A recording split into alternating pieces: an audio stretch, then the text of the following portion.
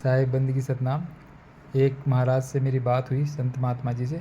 तो उन्होंने कहा कि बीजक पढ़ने से ज्ञान हो जाएगा, बीजक पढ़ने से परमात्मा का भेद मिल जाएगा। तो मैंने ये बीजक पढ़ी है, देखिए मैंने बीजक लेके आया हूँ मैं। और ये सारे इसमें रमेनी हैं, शब्द हैं, साखी हैं, ये सारे मैंने पढ़े।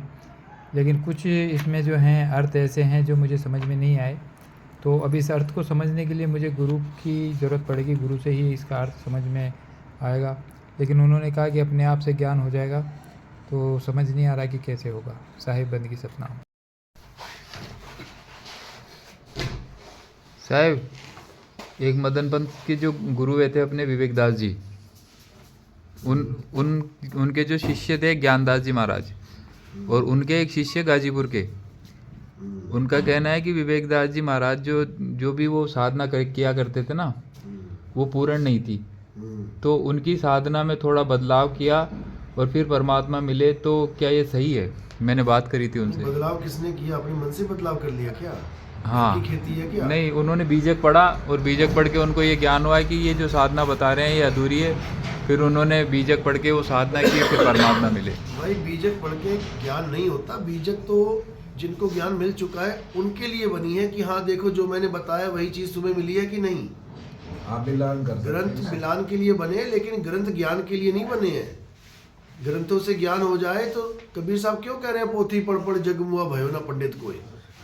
हमने कोई ग्रंथ पढ़ के ज्ञान नहीं लिया। हमें जब ज्ञान समझ में आया तो हमने ग्रंथों को देखा कि बिल्कुल डिट्टो मैच हो रहा है। ग्रंथ तो हमने बाद में बताए लोगों को, हमने खुद ना ग्रंथ पढ़े थे। तो ग्रंथ बने हैं मिलान की, बाणियां बनी हैं मिलान के लिए, कि जिसको ज्ञान प्राप्त हो गया है गुरु की दया से, वो बाणियां चेक कर ले वैसा ही ज्ञान है कि नहीं। इसलिए बनी है। बाणियां पढ़ के ज्ञान नहीं होता किसी को कि बाणियां पढ़ के ज्ञान हो जाएगा। अगर बाणियां पढ़ के ज्ञान हो जाए तो सारा बीजक पढ़ ही रहे हैं लोग, उनको क्यों नहीं हो जाता? पारक सिद्धांत की बात कर रहा हूं। पारक सिद्धांत का मुख्य ग्रंथ ही बीजक है, उनको क्यों नहीं हो जाता? नहीं होता ऐसे ज्ञान। और कोई अपनी गुरु की साधना में मिलावट नहीं कर सकता। वो कैसे मिलावट कर देगा? वो तो खुद अज्ञानी है, तभी तो गुरु के पास गया है। ज्ञान वही होता है जो गुरु देगा। प्रकट हुआ या नहीं हो पाया वो बात अलग है, वो मालिक की दया होती है। ज्ञान वही होता है। ज्ञान में कोई नुक्ताचीनी नहीं निकाल सकते हम कि गुरु जी का ज्ञान पूरा नहीं था, हमने कुछ ऐड कर दिया, हमने कुछ उसमें जोड़ दिया, घटा दिया, अब पूरा हुआ। ऐसा नहीं होता भाई, ऐसा नहीं होता। फिर तो तुम्हारे घर का ज्ञान है, कल को तुम्हें ये भी अधूरा लगे तुम कुछ और ऐड कर दोगे उसमें। तो ऐसा नहीं होता है। ज्ञान परमात्मा का दिया हुआ है, वो सबके लिए समान है। हाँ, जैसे मच्छंदर नाथ के गुरुजी, उनको ज्ञान मिला, मच्छंदर नाथ ने आगे गोरखनाथ को ज्ञान दिया। तो ज्ञान सबके पास एक है, लेकिन प्राप्ति ऊपर नीचे हो सकती है। गोरखनाथ को जो प्राप्त हुआ वो उनके गुरुजी को प्राप्त ना हो पाया। तो ऐसा तो हो सकता है, लेकिन ये नहीं हो सकता कि वो साधना गलत है, उसमें मैंने कुछ ऐड किया। ये सब बेवकूफ बनाने वाली बात है। ऐसी बातों को बिल्कुल डिनाई करो। तो साहब, जब मैंने उनसे पूछा कि भाई बीजक पढ़ने से हो जाएगा, तो मैं भी बीजक ले आता हूँ, मैं भी पढ़ लेता हूँ। मुझे बोले पक्का मना किया होगा उसने, नहीं हाँ, तुझे नहीं हो सकता। हाँ जी, ऐसा ही यही तो जाल है, यही जाल है। तुझे कैसे हो गया, हमें नहीं हो सकता? तो ये तो वो बात हो गई, मैं कूदा तो नहीं मरा, तू कूदा तो मर जाएगा। ऐसा नहीं होता। जिस पहाड़ से तुम कूदे हो तुम भी मरोगे, वो कूदा वो भी मरेगा। ऐसा नहीं होता। यही अकैन अनाम वाले का खेल था। अकैन अनाम वाला जो बैठा हुआ है वो भी यही बोलता था, आत्मा का विज्ञान हो जाता है, अनंतो ब्रह्मण दिखाई दे जाते हैं। उससे पूछा किसी ने कि क्या मुझे भी दिखेंगे? कहता नहीं, तुझे नहीं दिखेंगे। तो तुझे ही दिखेंगे क्या? तू ज्यादा बड़ा रिश्तेदार है आत्मदेव का। ऐसा नहीं होता भाई। ज्ञान एक है, गुरु के द्वारा ही प्राप्त होता है। आगे साधना करोगे प्राप्ति होगी, होगी नहीं होगी वो भी मालिक की मर्जी है, वो भी मालिक की मौज है। कब होगी कैसे होगी वो भी मालिक की मौज है। इसलिए सरेंडर करो। सबसे बड़ी भक्ति क्या है? सरेंडर। जो कुछ है सो तेरा, तेरा तुझको सौंपते क्या लागे है मेरा। बस यही है। ये काया तेरी, माया तेरी, ये मन तेरा, बुद्धि तेरी, चित्त तेरा, अहंकार तेरा, सब कुछ तेरा ही है। मैं क्या करूं इसमें? मैं कुछ नहीं कर सकता। मैं तो तेरा गुलाम हूं। जैसे दौड़ा रहा है वैसे दौड़ रहे। बात खत्म हो गई। साहब, वो गाजीपुर के हैं एक महात्मा जी, उनसे बात हुई थी अरे मेरी। गांजापुर के हैं वो, गाजीपुर के नहीं है। वो गांजा पी के लगे होते सारे, पत्थर पूज रहे हैं। भाई वाणी का प्रमाण है, कहते हैं किस किस को समझाओ, कुएं भांग पड़ी, तो कुएं में भांग थोड़ी नहीं डाल दी सच में।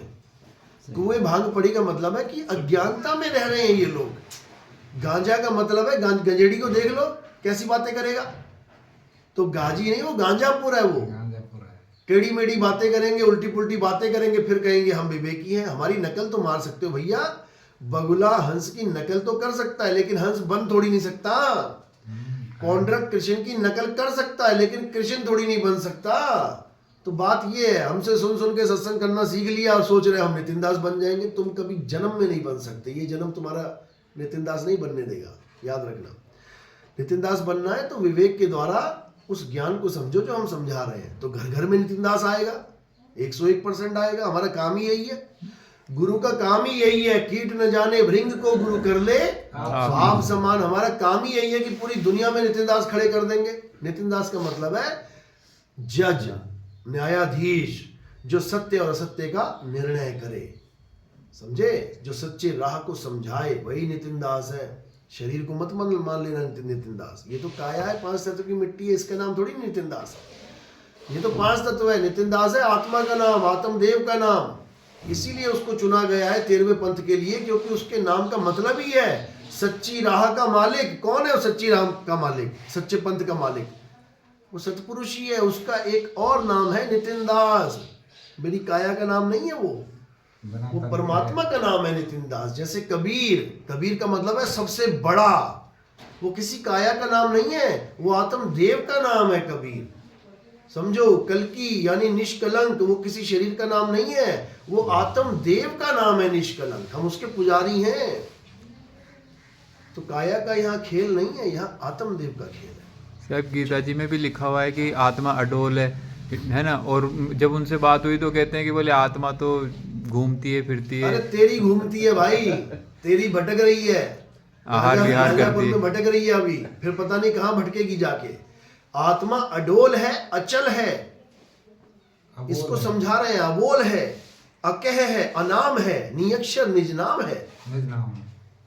आत्मा का गुण है ये, संत भी समझा रहे हैं। सतगुरु के लक्षण कहूं अचल, विहंगम, चाल, ये अचल आत्मा की तरफ संकेत है कि वो शुद्ध आत्मा अचल है, और जो चल रही है वो जीव आत्मा है, भटकती हुई नाना प्रकार की योनियों में भ्रमण कर रही है।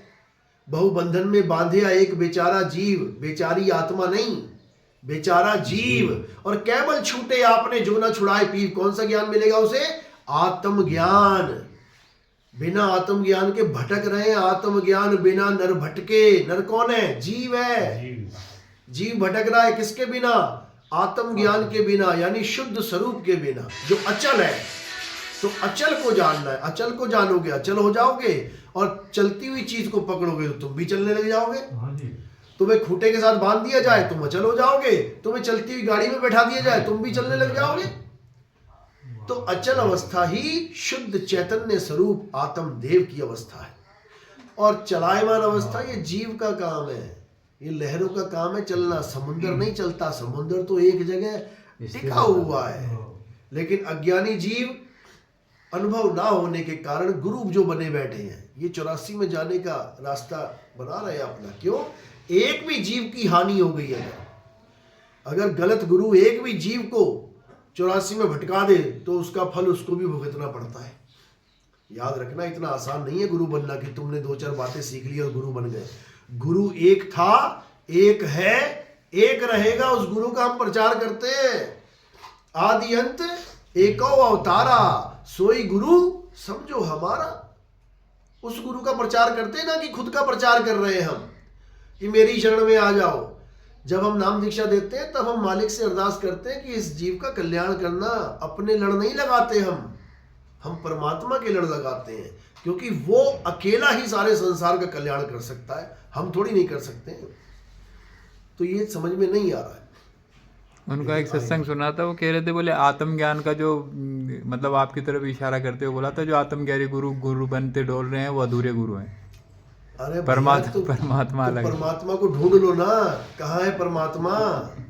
किसी जंगल में बैठा है, वो तो कहता है आहार विहार करता है परमात्मा। आहार विहार का मतलब नहीं समझ में आ रहा उसको। आहार कौन करता है? ये 84 का जीव आहार करता है, परमात्मा आहार नहीं करता। लेकिन नहीं समझ में आ रहा। गगन मंडल से उतरे साहिब सत्य कबीर, जलज महापूर्णम किए दोनों दीन के पीर। वो कह रहे हैं पानी से पैदा नहीं, श्वासा नहीं शरीर, और अन्न आहार करता नहीं, वाह को नाम कबीर। वो कह रहे हैं कि वो आहार नहीं करता, और ये आहार करवाने में लगे हुए हैं। कहते हैं आत्मा भी आहार करता है, परमात्मा भी आहार करता है। फिर बचा क्या? आहार किसका करेगा? जीव का ही तो आहार है। तो परमात्मा अपने ही जीव खाएगा क्या? इनकी बुद्धि में जंग लग गया है भांग पी पी के। अब इनको होश आ जानी चाहिए और सत्य को जान लो, सत्य को पहचान लो। वैसे तो 90% बदल गए इसके सत्संग। जो ये शुरू में करता था, अब ये काफी बदल गया है। अब ये शब्द को गुरु कहने लग गया। पहले ये कहता था कि शब्द परमात्मा के अंदर है, हाँ जी, परमात्मा में शब्द है। अब शब्द को ही परमात्मा कह रहा है। शुक्र है, इतनी अकल आ गई। धीरे धीरे और आ जाएगी। बच्चा है अभी, कोई बात नहीं, जाने दो। ठीक है साहिब। सतनाम से। हाँ हेलो। साहिब बंदगी जी, साहिब बंदगी कहाँ से बोल रहे हैं भक्त जी? जयपुर से बात कर रहा हूँ साहिब जी। मैं आपके सत्संग सुना मैंने। अच्छा बोलिए अपनी एक बार पहले भी बात हुई थी अपनी। अच्छा, पहले बात हो चुकी है? हाँ जी, लेकिन नंबर वो सेव है क्या? हाँ, वो पहले अपनी एक बात हुई थी, उसमें थोड़ा सा कंफ्यूजन रह गया था, इसलिए मैंने कॉल किया आपको। 1-2 बार पहले भी मिलाया था, स्विच ऑफ था आपका। हाँ तो बोलिए। मैं कंफ्यूजन ये रहा कि जैसे विवेक दास जी पहले आपके दादा गुरु रहे हुए हैं। कौन विवेक दास जी? आपके वो आपके दादा गुरु का नाम क्या बताया था? विशाल दास जी या विवेक दास जी, ऐसा कुछ बताया था आपने? किसने बताया था? आपने। हमने बताया था। अच्छा हाँ, फिर? नहीं, अपनी बात याद नहीं होगा शायद आपको, मैं आपको याद दिलाता हूँ। अपनी बात हुई थी तब मैंने आपसे पूछा था कि आपके गुरु कौन है, फिर गुरु के गुरु कौन है। तो आपने बताया था कि मदन पंत से ही हमारे गुरु थे, उनका नाम विवेक दास या विशाल दास, ऐसा कुछ बताया था आपने। याद है? हाँ बोलिए। तो जब मतलब आप ये बता रहे थे कि जो हमारे जो गुरु हैं, आपके जो मतलब गुरु हैं, उन्होंने जो विवेक दास जी, नाम क्या बताया था आपने? एक बार मुझे बताइए। हाँ बोलिए, बोलते रहिए आप। तो एक बार नाम तो बता दीजिए, बोल तो रहा हूँ मैं। विवेक दास जी महाराज। हाँ, विवेक दास जी महाराज। और उनके जो शिष्य थे, आपके जो गुरु हैं, उनका नाम क्या बताया था? संत ज्ञानदास जी महाराज। हाँ, ज्ञानदास जी महाराज। तो आपने ये बताया था कि जैसे विवेक दास जी महाराज ने जो साधना की थी, वो परमात्मा की पूर्ण साधना नहीं थी। थोड़ा कंफ्यूजन हो रहा था मेरे को। हाँ, उसमें थोड़ा साधना में बदलाव हम लोगों को गुरुजी ने किया था, तब जाके वो चीज प्राप्त हुई थी। हाँ, तो विवेक दास जी की साधना थी, वो अधूरी थी। हाँ, थोड़ा मतलब कि उसमें कमी थी। तो मतलब उनकी साधना से परमात्मा नहीं मिल सकता था। आप इसमें जानना क्या चाहते हैं, ये बताइए। मैं ये जानना चाह रहा हूँ कि जैसे मान लो कि उन्होंने जो साधना बताई थी, फिर आपने अपने मनमुखी रूप से साधना करके परमात्मा को प्राप्त किया, तो मनमुखी रूप से तो परमात्मा प्राप्त नहीं होता है ना। एकदम बात सही थी भगत जी, बहुत अच्छा प्रश्न है। हाँ। ऐसा है कि जब आप सदगुरु कबीर साहब की बीजक पढ़ेंगे ना, साखी ग्रंथ पढ़ेंगे, तो उसमें साधना भी साहेब बता चुके हैं। अच्छा। सदगुरु की वाणी में साधना भी बता चुके हैं साहेब। तो हर साधना भी है, सब कुछ बता चुके हैं। वो उनकी वाणी से हम लोगों को साधना का ज्ञान हुआ है। अच्छा, सदगुरु मतलब की वाणी से। अब उसको समझने के लिए आपको साधना करेंगे, तो आप भी वो वाणियां जब पढ़ेंगे तो कहेंगे कि हाँ, ये देखिए साहेब यहाँ साधनात्मक वाणी बोल रहे हैं। अच्छा। समझ रहे हैं ना? बिल्कुल। अब ये भेद बहुत गहरा है, किसी दिन हम ये पूरा खोलेंगे, आप चिंता मत करिए। नहीं, जैसे मेरे पास यूट्यूब पे वीडियो मेरे पास बीजक है, ठीक है। तो जैसे मान लो मैं बीजक पढ़ करके और परमात्मा को प्राप्त कर सकता हूँ साधना करके, जैसे बीजक में साधना बताई गई है उस हिसाब से। भगत जी, ये सब गहरी बातें हैं, ये सब हम आपको इस तरह नहीं बताना चाहते, क्योंकि आप उस चीज को समझ नहीं पाएंगे। नहीं, मैं तो खाली यही पूछ रहा हूँ, जैसे मान लो बीजक में जो विधि बताई गई है, उस विधि से अगर मान लो मैं साधना करूँ, तो क्या परमात्मा को पा सकता हूँ? विधि आपको समझ में नहीं आएगी जब तक आप उस अवस्था में पहुंचेंगे नहीं। नहीं तो भगत जी सुनो, तो वो विधि फिर आपको भी तो समझ में आ गई, आपके गुरु को भी समझ में आ गई, तो मुझे क्यों नहीं आ सकती? हाँ तो फिर आप समझिए उसे, अच्छी बात है। नहीं तो मैं आपसे राय ले रहा हूँ ना इस बारे में। नहीं आप समझिए उसे ना, समझ सकते हैं तो समझिए उसे आप। मैं इसी समझ रहे हैं शायद।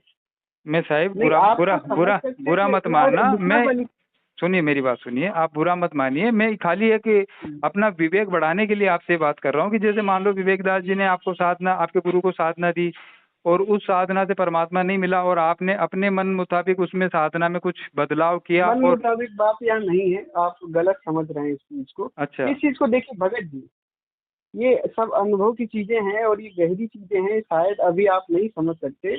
हालांकि भेद को मैं खोलूंगा, जल्दी ही खोलूंगा इन बातों को, इस पे अभी आप ज्यादा जोर मत डालिए। चलो मैं ठीक जब है इस साहब, वो यूट्यूब पे डालूंगा तो आप सारी बात समझ जाएंगे, ठीक है ना? ठीक है साहब, मैं सुनता हूँ जब तक सत्संग आपका है। ठीक है, ठीक ठीक है साहब। है।